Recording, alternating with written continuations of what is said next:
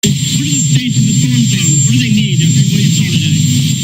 Oh, in the storm zone? Yes, sir. I don't know what storm you're talking about. They take everything they need. And they're very happy across the board. So we just got to, we have to go back to the continent and get some more money for this. It lays the predicate and the foundation for the development of a weather satellite that will permit man to determine the world's cloud layer and ultimately to control the weather, and he who controls the weather will control the world.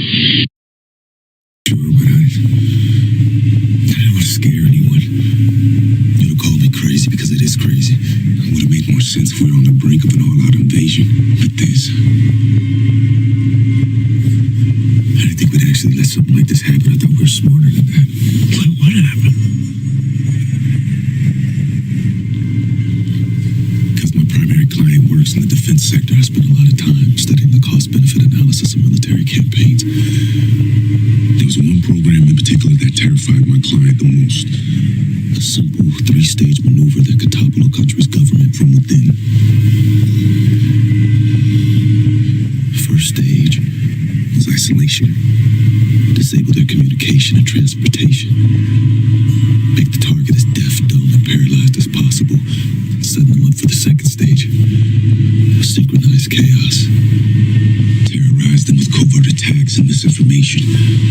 Overwhelming their defense capabilities, leaving their weapon systems vulnerable to extremists in their own military. Without a clear enemy or motive, people would start turning on each other.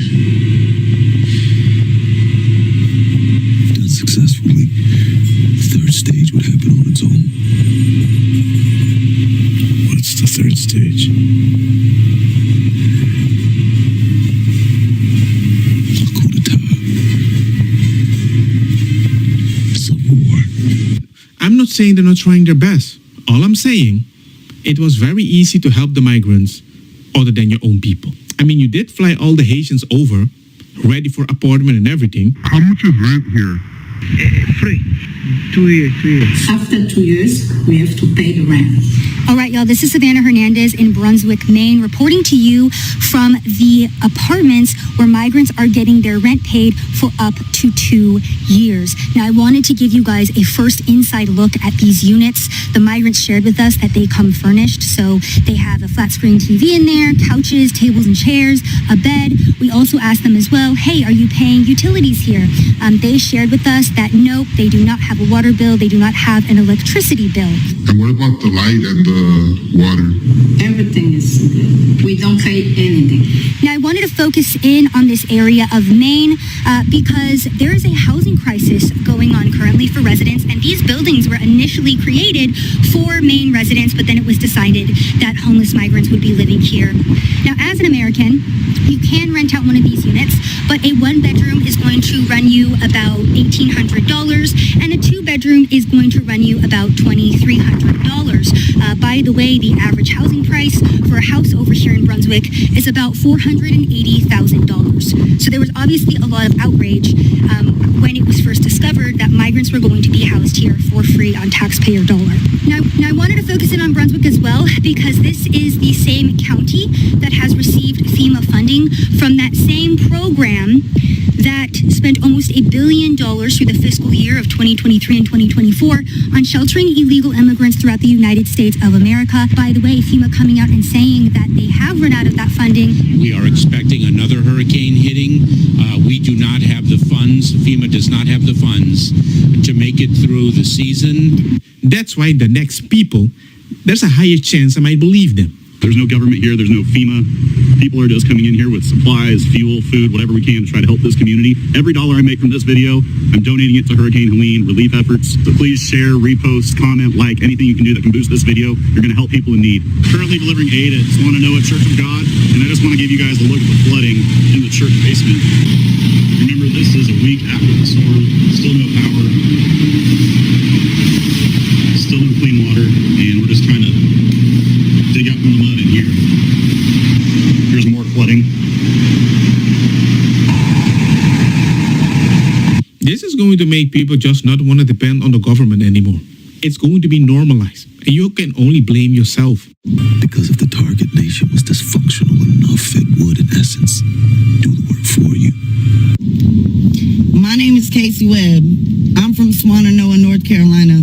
I lost everything I have. I just did an inspection with FEMA last night.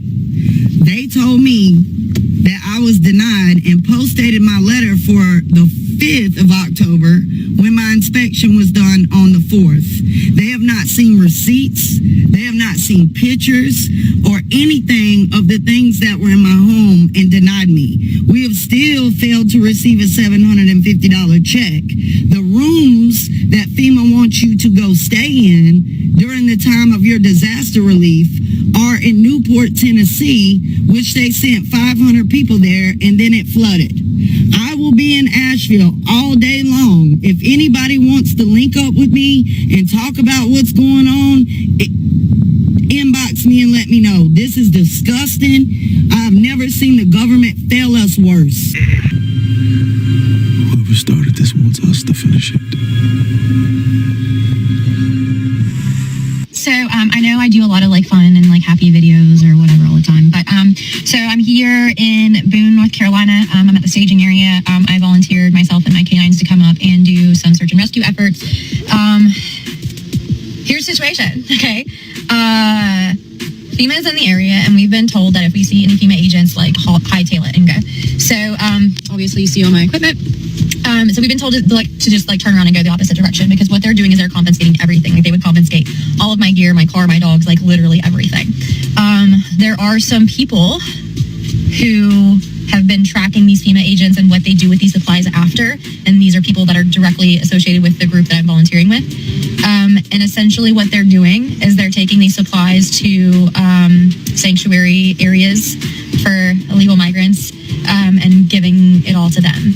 They are telling the locals here that they have no more money, that they can't give them any money, they can't do anything, but they are confiscating volunteer supplies as they come through, and they are giving it to people who are not legal within the country. Take that information for what you will.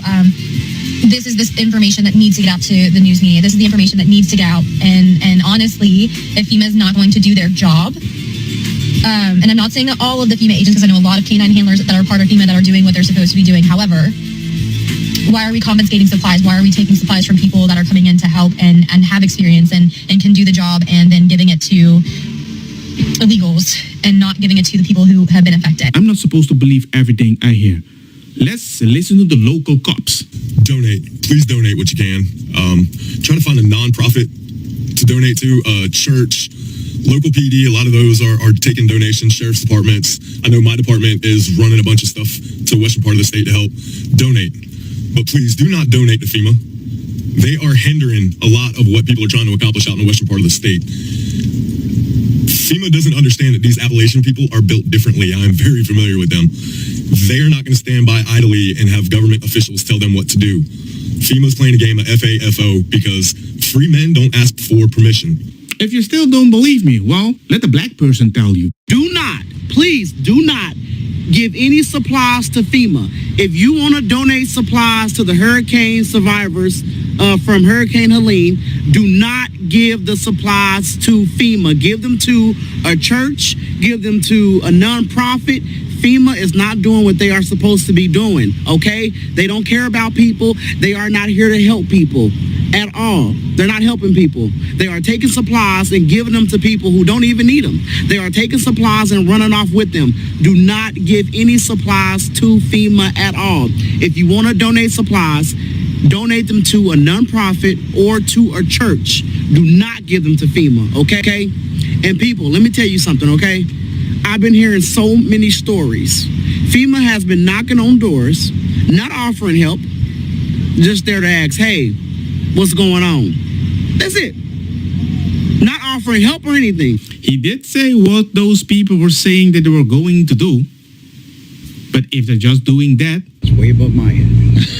You're talking to Pianetti. Yeah, okay. It won't surprise me that most people don't trust you anymore. Hey, it's Dr. Phil, and I am out working, doing some hurricane relief and recovery, whatever you want to call it. And all these orange shirts you see around and behind me are Samaritan's Purse. And let me tell you, these guys just don't have meetings to fill out forms, to plan a meeting, to get something going.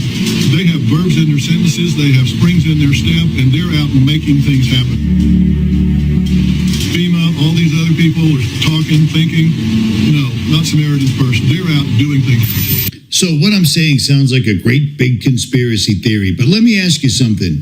Why is it that the government won't send National Guard in Tennessee to Tennessee, but they had no problem on the same day of the storm hitting, sending more than 700 soldiers over to Kuwait to get ready to help Israel?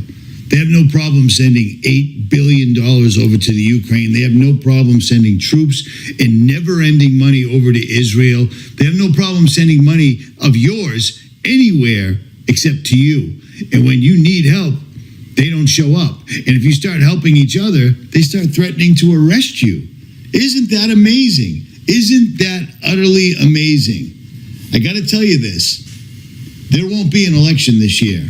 I'm just putting that out there. There will not be an election. Some events will circumvent all of this. And I'm not the only one thinking that, because lawmakers, for whatever reason, decided 30 days before an election that they suddenly had to pass a 28th Amendment to the Constitution of the United States of America in case there was a mass casualty event that killed off half of Congress. And this would allow them, instead of having special elections like we've always done under the Constitution in the United States of America, they can just simply replace half of Congress on a whim with no voting, and it's none of your business. This isn't a conspiracy theory. These are just never-ending conspiracies. I thought when the pandemic showed up and so many theories were proven to be facts, people would get it by now. This is frighteningly real, and they're using this to completely and utterly decimate the United States of America. This has been around. What I'm showing you right now, owning the weather, using the weather as a weapon, has been around for a long, long time. And the only reason it wasn't so urgent is because they wanted to own it by 2025. Well, it would appear their task is accomplished. I got to give credit to Truthstream Media, because not only did they compile a lot of things and get this out to a lot of people like you're supposed to, but they also included a huge list of resources like the Citizens Emergency Resource Map, Facebook Missing People group, because there are thousands of people missing and the news isn't even talking about it. There are no boots on the ground other than the boots on the ground of the people that live there, and they're literally having to fight the authorities to save their neighbor. Do you see what I'm saying? Do you see what I'm saying here?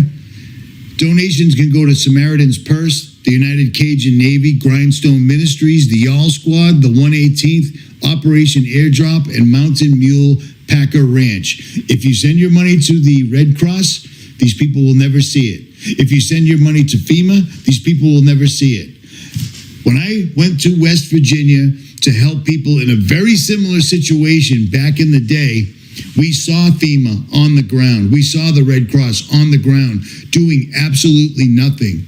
A few YouTubers with a couple of pickup trucks and some trailers did thousands of times more than those guys did the entire time. That's all I'm going to say. Links will be in the description box below. If you don't know what the description box is, under the video, you see this? That's the description box. And you want to see what I'm saying? The links to everything will be below. Richie from Boston, and I'm out. Whoever started this wants us to finish it.